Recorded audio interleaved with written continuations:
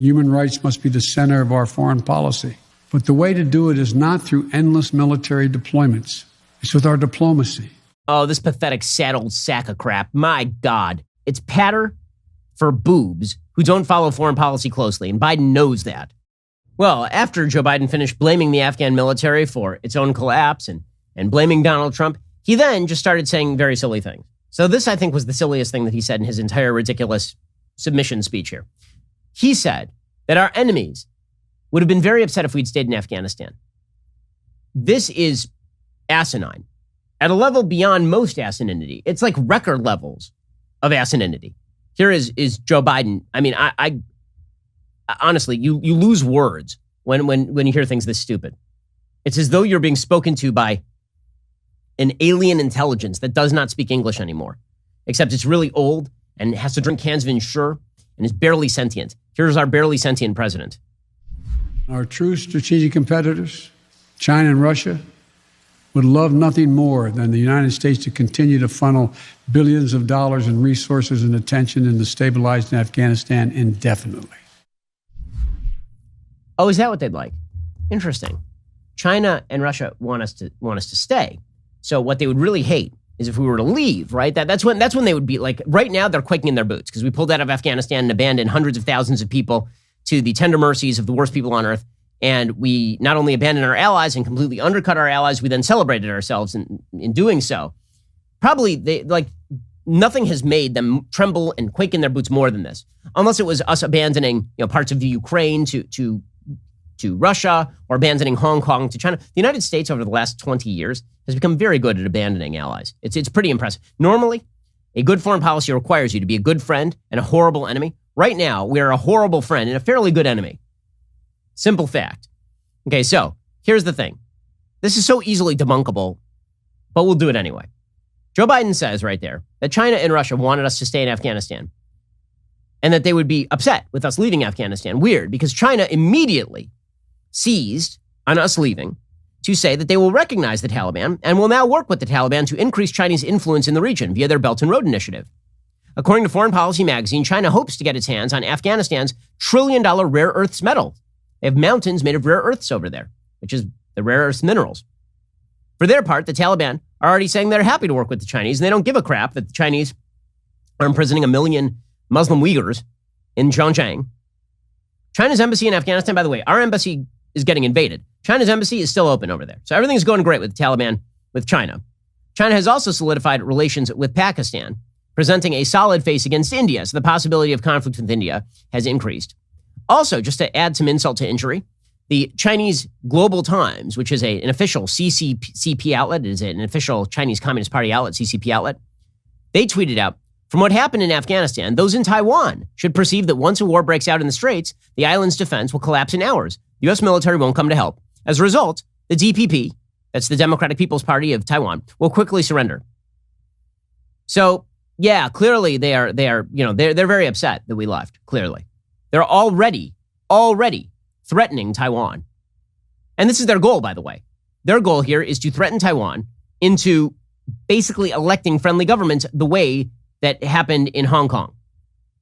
They're hoping to do this without having to fire a shot, but if they have to fire a shot, they're really not particularly afraid of the United States. They added, quote, once a cross-strait war breaks out, while the mainland seizes the island with forces, the U.S. would have had to have a much greater determination than it had for Afghanistan, Syria, and Vietnam if it wants to interfere. Sounds an awful lot like Osama bin Laden in the aftermath of the USS Cole, right? The United States is a paper tiger. It is a weak horse. I can do whatever I want, and the U.S. won't do anything. See, betraying weakness on the global stage is a horrible idea.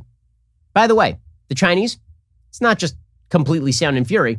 Apparently, the People's Liberation Army, Eastern Theater Command on Tuesday dispatched warships, aircraft, and fighter jets for joint live-fire assault drills in the southwest and southeast areas off the island of Taiwan as a response to recent moves by the U.S. and Taiwan secessionists. So China is already militarily threatening Taiwan in order to presumably get them to elect some sort of conciliatory government that will allow Taiwan to be subjected to the same tyranny as Hong Kong. Foreign policy abhors a vacuum. Joe Biden created a vacuum. Our enemies are rushing into the vacuum. See, we can quit a war. It doesn't mean our enemies did, guys. We can quit a war and we can walk away and we can abandon our allies. It doesn't mean that the bad guys just go away. That is not how any of this works. I know that we've spun into our memories the idea that abandoning Vietnam was a good foreign policy choice. It only led to the deaths of 2 million people in Cambodia, hundreds of thousands of people floating off the coast in boats.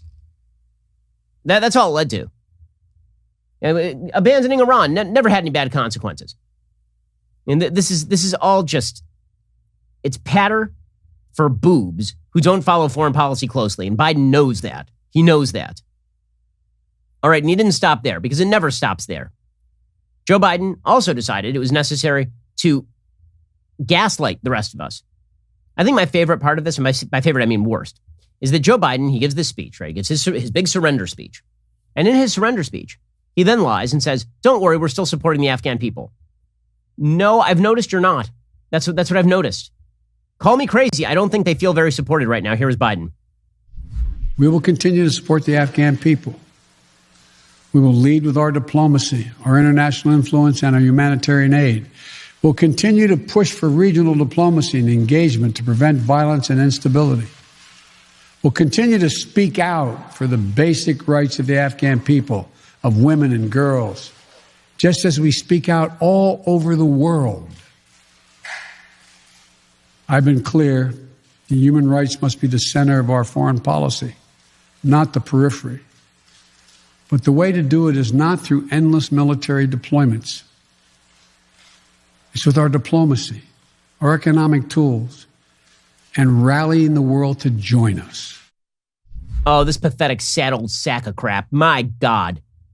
Truly, truly unbelievable. Don't worry, guys. You know, we haven't abandoned the people of Afghanistan. I'm going to say words. And you know what the Taliban takes super seriously? Verbiage.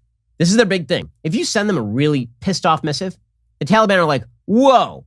You know, when you had actual air bases here and you were dropping bombs on us, that was one thing. But now that Joe Biden is going to say things, the guy who just withdrew and let us take over the country, he's going to say stuff. And because he says stuff, we've decided women can go to school again. We will lead with our diplomacy, our international influence, and our humanitarian aid. Who are you going to send the humanitarian aid to? The Taliban? How's that going to work exactly? Our international influence with what? The 8th century cavemen? Our diplomacy. Oh, well, I mean, if we send a few engraved letters via the U.S. Embassy that no longer exists in Afghanistan, then things will probably be fine. We'll speak out for the basic rights of the Afghan people. We'll speak out just as we do all over the world. You know, we'll say stuff. Well, hashtag bring back our girls. Hashtag we stand with Afghanistan. Hashtag. There are so many hashtags. The power of hashtag will emerge victorious once again. That is Joe Biden's plan in Afghanistan. He's been clear, he says, that human rights will be the center of our foreign policy, not the periphery. The basic human right will be for the Taliban to come in and just kill everyone. That's a pretty big human right. But, you know, he'll say stuff. He'll say stuff when, you know, between episodes of Matlock, he's got a TiVoed. He's got like a few minutes in between to really frame a nice tweet. Or more importantly, have one of his aides frame the tweet so he can go back to sleep and get his sleepy time in. Okay, but the lies continued. Then he said, you know what? We are making sure that we are evacuating everyone. That's what we're doing. We're really making clear that like our plans are in place. We were a little surprised by how fast this went, but we're evacuating everybody. Our troops are working to secure the airfield and to ensure continued operation of both the civilian and military flights. We're taking over air traffic control. We have safely shut down our embassy and transferred our diplomats. Our diplomatic presence is now consolidated at the airport as well. Operation Allies Refugee, which I announced back in July, has already moved 2,000 Afghans who are eligible for special immigration visas and their families to the United States. Amazing. Well, a stunning number. 2,000 Afghans eligible for special immigration visas and their families have moved out. That's incredible. What an amazing feat. Out of 100,000 people. 100,000. By the way, there are still 10,000 American citizens in the country. Many of them are residents, journalists, or aid workers. Most are trying to escape. The U.S. State Department sent out a tweet yesterday, I kid you not, in which they said, make sure you file your paperwork properly. Then they took down the tweet because they realized how dumb that sounded. That people are going to be filing their paperwork to get out of Afghanistan as the Taliban take over and start shooting people. According to the Washington Post editorial board, the State Department and Defense Department basically now have two options: negotiate safe passage for American citizens with the Taliban, if possible, or send the U.S. military out in the city to bring Americans back to the airport before the Taliban gangs find them. Officials working on these cases inside the government told me they have no clear guidance from the White House and not enough support.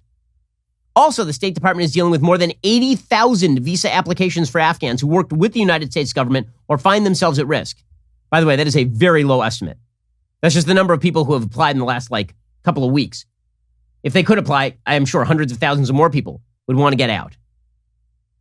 In a joint statement, the State Department and Pentagon said, well, our big mission is to secure the Kabul airport. I love that. When Biden says our troops are working to secure the airfield, you might have wanted to think of that before you pulled out all the troops, you dope. You might have wanted to think of it before, the Afghans were actually jumping onto the wheels of planes to escape. You might have wanted to think about all of that. That might have been a thing worth thinking about.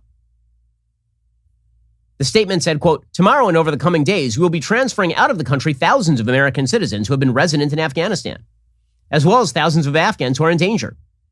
But even the mission to secure the airport is going awry, says the Washington Post. On Monday, U.S. troops shot dead at least two armed men who are among the masses storming the airport. As of Monday afternoon, U.S. officials said the flights to and from the airport had stalled. There's one U.S. military plane where the people who were staffing the plane, so many Afghans climbed onto, hundreds of extra Afghans trying to escape, climbed on the plane. And you want to talk about actual empathy? The pilots of the plane, the staff of the plane, the American military, talk about brave people. They said, okay, we're over capacity, we're taking off anyway. They saved 640 people on that plane. That is what American soldiers do. American cowards act like President Biden acts. I know what you're thinking. It's time to binge some more Ben Shapiro videos. Well, you are right. You should. But first, like and subscribe. Perfect. I'll see you in the next video.